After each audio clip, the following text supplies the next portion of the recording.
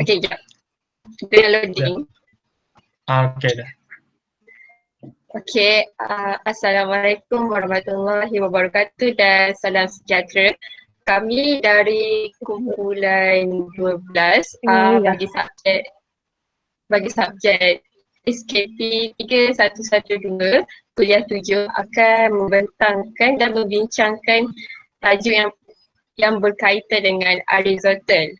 Jadi antara topik yang akan dibincangkan oleh kumpulan kami berkaitan Aristotle ialah biografi Aristotle, idea-idea falsafah Aristotle dan idea lagi yang terperinci berkaitan falsafah Aristotle,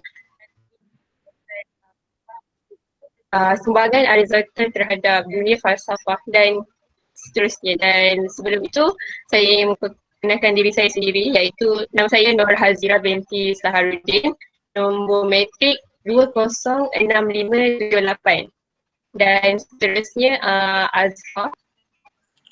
Nama saya Muhammad Asfar bin Muhammad Arifin. Nombor metrik saya 207537. Seterusnya Siti Fadilah. Nama saya Siti Fadilah binti Muhammad Hashim. Nombor matrik is 205411 dan terakhir. Nama saya Siti Fatimah binti Rashid. Nombor matrik 207873. Okey, baiklah. Selepas semua sudah memperkenalkan diri masing-masing, kita akan pergi ke topik pertama untuk perbincangan Aristotle, iaitu biografi Aristotle itu sendiri. Jadi Azfar boleh terangkan berkaitan biografi Aristotle. Terima kasih Nazira. So, kat sini saya akan menerangkan tentang biografi seorang ahli fikir daripada wilayah Greek, iaitu Aristotle. Kita memang tahu bahawa Aristotle ni sememangnya popular di kalangan ahli-ahli falsafah kerana sumbangan beliau yang telah banyak membina tamadun manusia pada zaman sekarang. Idea-idea beliau sangat membantu dalam membina tamadun manusia pada zaman sekarang. Okey, beliau dilahirkan pada 384 before Common Era in Stagira. Stagira ni adalah satu bandar di wilayah Greek di mana di situlah tempat Aristotle dilahirkan. Seterusnya ibu dan bapa Aristotle meninggal ketika Aristotle kecil lagi dan beliau telah dijaga oleh seorang penjaga iaitu bernama Proxenus. Dan Proxenus ni yang bertanggungjawab telah membina hidup Aristotle sebagai seorang ahli falsafah, di mana beliau telah menghantar Aristotle ke Akademi Plato ketika umurnya 17 tahun. Okey, seterusnya setelah beberapa tahun di Akademi Plato, beliau telah berpindah ke Mysia, wilayah Mysia, dan beliau telah berkahwin dengan Critias, seorang anak raja di Mysia pada ketika itu. Seterusnya beliau telah mewujudkan The Lyceum sebagai pesaing pada Akademi Plato. The Lyceum ni adalah satu sekolah atau sejenis akademi juga seperti Akademi Plato, dan pembinaan The Lyceum ini telah dibantu oleh dana daripada Alexander the Great, iaitu anak didiknya ketika beliau berada ketika beliau menjadi tutor kepada Alexander the Great tersebut. Seterusnya, Aristotle telah meninggal dunia pada 322 sebelum Masihi disebabkan oleh penyakit penghadaman pada umur 63 tahun. Jadi ini adalah sedikit sebanyak biografi Aristotle yang kita tidak tahu, dan di sini saya telah menerangkan kepada anda tentang biografi beliau. Jadi seterusnya kita bergerak ke topik seterusnya. Okey, baiklah.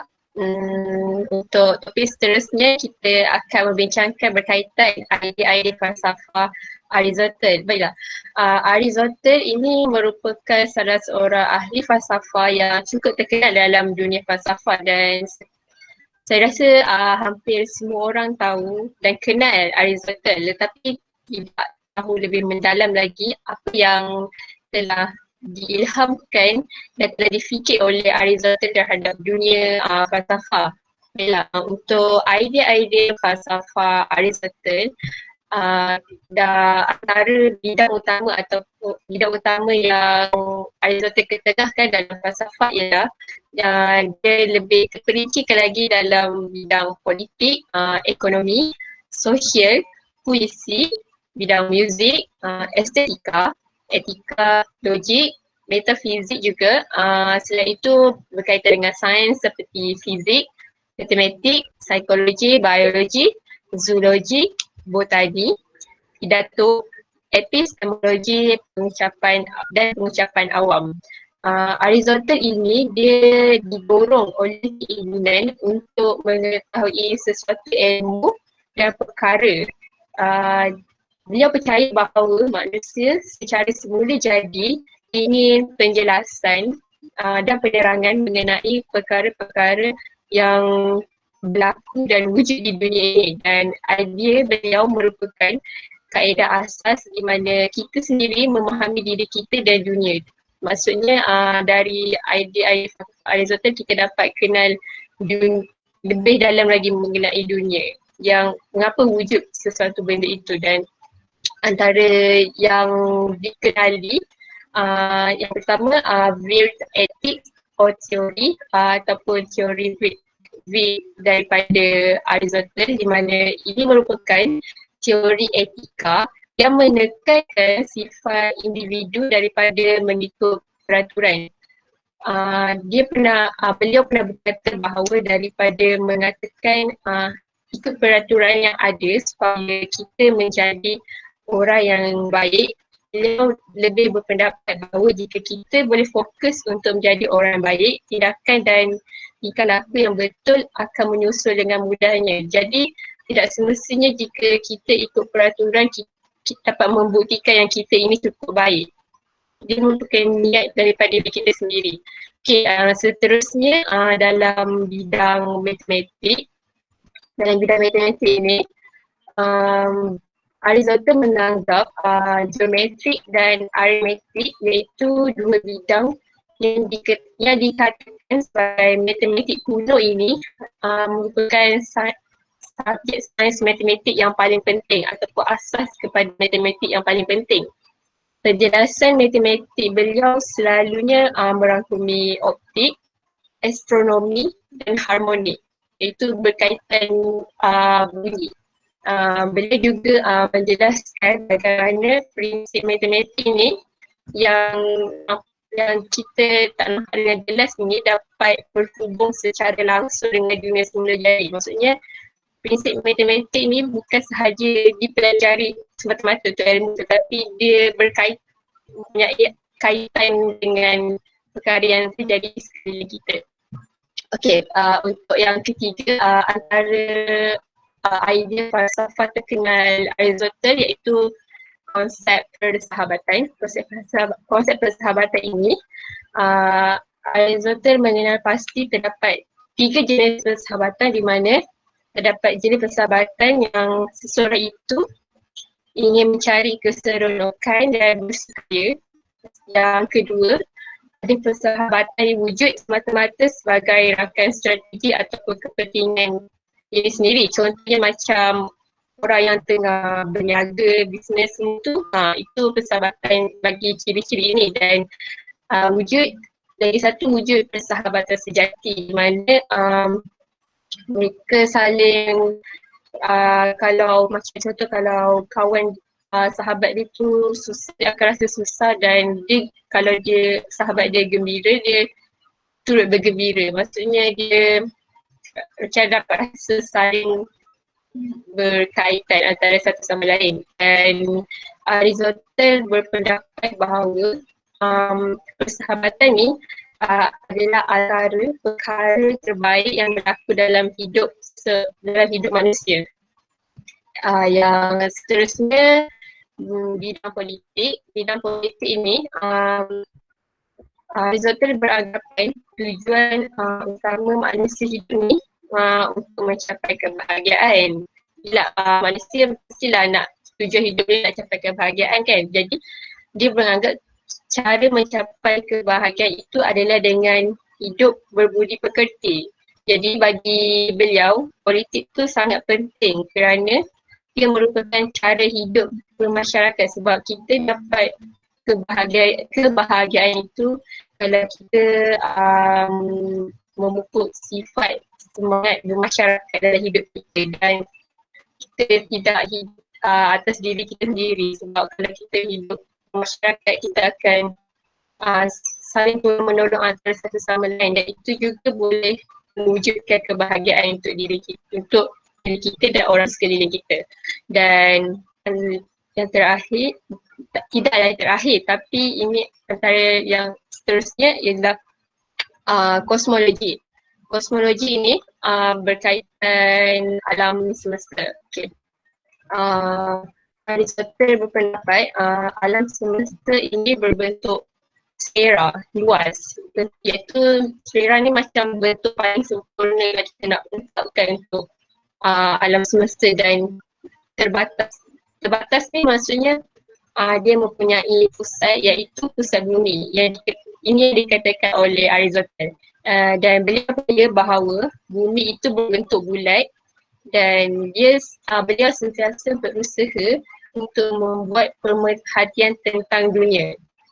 Dan Aristotle memberi idea berkaitan 5 unsur penting untuk dunia dan alam semesta ini iaitu air, api, udara, tanah dan ether. Dan itu sahaja idea falsafah dan kita boleh seterusnya ke kita lebih terperinci lagi berkaitan dengan idea falsafah. Jadi saya serahkan kepada Siti Fadilah. Terima kasih Hazira. Jadi seterusnya saya akan menyambung tentang salah satu idea Aristotle yang saya akan jelaskan dengan lebih terperinci iaitu konsep persahabatan. Antara dua perkara yang paling penting dalam konsep persahabatan menurut Aristotle ialah yang pertama definisi. Menurut Aristotle, persahabatan boleh definisikan dengan hubungan yang terjalin atas rasa kasih sayang dan dapat mendatangkan kebaikan terhadap orang-orang yang menjalinkan perhubungan persahabatan tersebut. Dan persamaan antara mereka adalah mereka akan mengenali antara satu sama lain. Maknanya mereka saling kenal mengenali. Dan menurut Aristotle juga, sahabat dapat dikategorikan sebagai dua atau dipandang sebagai dua iaitu diri yang satu lagi, another self, dan juga diri yang kedua iaitu second self. Seterusnya, Aristotle juga mengkategorikan sahabat kepada dua iaitu sempurna dan tidak sempurna. Menurut Aristotle, persahabatan yang sempurna ini adalah persahabatan yang melibatkan dua orang individu yang mengenali antara satu sama lain dan kedua-duanya mempunyai karakter yang baik dan melalui persahabatan tersebut mereka dapat memperbaiki diri mereka sendiri. Dan persahabatan mereka juga dapat dan persahabatan mereka juga dapat diistilahkan sebagai persahabatan yang setara iaitu kedua-dua mereka mempunyai sifat yang baik dan mendatangkan kebaikan antara satu sama lain.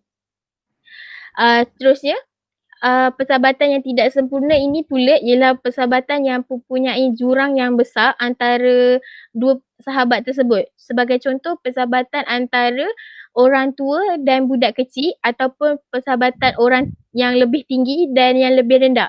Maksud lebih tinggi dan lebih rendah di sini bukanlah dari segi fizikalnya tapi mungkin daripada segi pangkat atau jawatan yang mereka punya. Sebagai contoh, lazimnya mereka yang lebih rendah akan tunduk dan patuh dengan orang yang lebih tinggi. Jadi di sini jelas bahawa persahabatan mereka tidak dapat atau menjumpai fungsi persahabatan yang sebenar di mana mereka tidak mempunyai persahabatan mereka tidak wujud perasaan kasih sayang antara satu sama lain. Dan di sini juga persahabatan mereka menunjukkan inequality iaitu tidak setaraf. Dan menurut Aristotle, persahabatan ini boleh dikategorikan sebagai persahabatan yang tidak sempurna. Seterusnya, menjelaskan tentang tujuan persahabatan menurut Aristotle seperti yang Hazira jelaskan sebentar tadi, betul. Terdapat 3 tujuan persahabatan menurut Aristotle, iaitu utility, manfaat, pleasure, rasa senang, dan yang terakhir good, iaitu kebaikan. Sebelum itu, menurut Aristotle juga persahabatan boleh dikatakan sebagai jiwa tunggal yang tinggal di dalam dua tubuh. Seperti yang saya jelaskan sebentar tadi tentang equally, maksudnya setaraf. Ini bermaksud bahawa setaraf mungkin maafkan saya, bermaksud jiwa tersebut mereka mempunyai jiwa yang sama iaitu equally, tetapi di dalam dua tubuh yang berbeza. Maksudnya dua individu yang menjalinkan hubungan persahabatan. Baiklah, tentang persahabatan dengan tujuan utility iaitu manfaat. Persahabatan ini terbentuk tanpa kepedulian terhadap orang lain sama sekali, dan persahabatan ini sebagai contoh penjual dan pembeli di mana mereka mendapat keuntungan ataupun mendapat manfaat daripada daripada diri maafkan saya, daripada pihak yang lain. Contohnya penjual mendapat manfaat daripada pembeli di mana pembeli membeli barang tersebut dan pembeli juga mendapat manfaat daripada penjual tersebut. Dan untuk persahabatan jenis ini hanya boleh dilabelkan atau disebutkan sebagai kenalan berbanding dengan sahabat. Kerana persahabatan jenis ini dikatakan akan berlaku atau terjalin dalam tempoh yang sangat singkat. Contohnya seperti yang contoh yang saya katakan, mereka mungkin berjumpa hanya sekali ataupun sehingga urusan jual beli mereka habis atau selesai. Okay, seterusnya persahabatan atas tujuan pleasure, rasa senang. Persahabatan ini terjalin kerana seseorang akan bersahabat dengan seseorang lain yang mempunyai minat ataupun rasa suka akan benda yang sama. Contohnya dua orang bersahabat kerana mereka mempunyai hobi yang sama. Dan persahabatan ini boleh disimpulkan bahawa mereka tidak mencintai sahabat tersebut, tetapi mereka hanya bersahabat untuk melihat sejauh mana sahabat mereka itu mendatangkan kebaikan kepada mereka. Contohnya sekiranya mereka bersahabat atas dasar mempunyai hobi yang sama, jadi sekiranya salah seorang sahabat itu tidak mempunyai minat yang sama, jadi perhubungan persahabatan mereka akan terputus setakat itu sahaja kerana mereka tidak mempunyai minat yang sama dan sahabat tersebut tidak mendatangkan kegembiraan atau rasa senang terhadap dirinya lagi. Dan yang terakhir, sahabat atas tujuan kebaikan. Dan menurut Aristotle, sahabat atas tujuan kebaikan inilah adalah peringkat sahabat yang tertinggi dan boleh digelarkan sebagai sahabat sejati. Ini kerana hubungan persahabatan ini terjalin atas kebaikan yang ada di dalam persahabatan tersebut. Yang seperti contoh definisi awal tadi, dua sahabat yang equally, setaraf. Jadi mereka mendatangkan kebaikan antara satu sama lain. Itu sahaja tentang konsep persahabatan menurut Aristotle. Seterusnya tentang pemikiran kebahagiaan oleh Siti Fatimah. Okey, untuk pemikiran kebahagiaan ada banyak lagi pemikiran Aristotle. Tapi untuk bahagian kali ini saya lebih menekankan kepada pemikiran kebahagiaan. Kerana konsep kebahagiaan ini menurut Aristotle dia adalah untuk mencapai kehidupan yang sempurna. Konsep kebahagiaan ini dikenali sebagai eudaimonia, yang mana ia merupakan yang mana Aristotle ini bersetuju bahawa kebaikan tertinggi bagi manusia dan tujuan terakhir merupakan kebahagiaan untuk mencapai sebuah kehidupan yang sempurna. Jadi untuk seperti kekayaan, keseronokan, kesihatan dan sebagainya itu tidak dianggap sebagai kebahagiaan, sebagai kehidupan yang sempurna sebab benda itu bersifat bukan pengakhiran. Jadi pengaruh untuk pemikiran ini mengatakan bahawa setiap tindakan mempunyai matlamat dan tujuan akhir dan hanya kebahagiaan sebagai tujuan utama dan akhir untuk manusia. Maksudnya setiap perbuatan manusia mempunyai matlamat dan tujuan. Maknanya manusia kena tahu apa diorang punya matlamat dan tujuan, adakah benda itu akan membawa kepada kehidupan yang sempurna ataupun tidak. Yang kedua, sesuatu tujuan bagi setiap perbuatan manusia mempunyai nilai. Di sini maksudnya setiap perkara yang hendak dilakukan, kita kena tengok dulu apa dia punya hasil ataupun kebaikan yang akan diperolehi. Dan yang terakhir adalah kebahagiaan merupakan satu aktiviti yang dilakukan sepanjang kehidupan. Maknanya kebahagiaan ini adalah perkara yang berterusan daripada kita hidup, daripada kita lahir ke dunia sehingga kita meninggal dunia.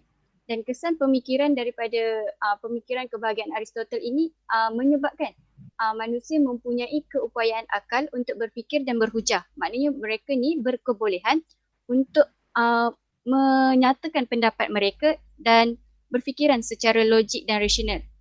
Yang kedua, membentuk kebaikan intelektual. Kebaikan intelektual ini adalah seperti kecerdasan berfikir, berfalsafah, mempunyai memori yang kuat dan ada kemampuan untuk belajar.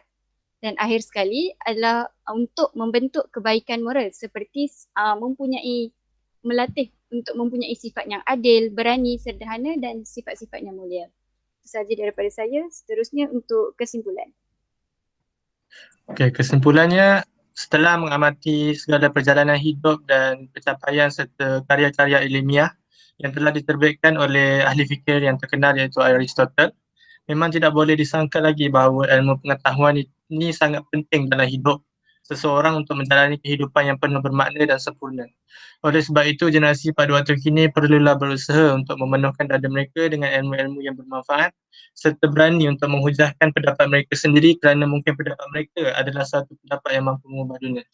Hal ini bermaksud kita boleh lihat di sini bahawa pendapat Aristoteles semuanya berkaitan dengan kehidupan manusia. Seperti contoh adalah seperti persahabatan, idea-idea daripada Aristoteles itu sendiri mampu memberi kebaikan di dalam kehidupan manusia. Oleh itu, sangat jelaslah di sini bahawa dengan mempelajari ilmu falsafah dan mengenali tokoh-tokoh falsafah dapat meningkatkan ketamadunan manusia itu sendiri.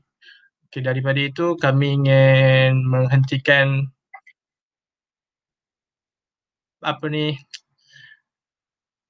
present kami di sini. Okay. Terima kasih kepada semua yang telah memberi kerjasama dan menonton kami punya present. So, terima kasih semua. Terima kasih. Terima kasih. Stop. Okay.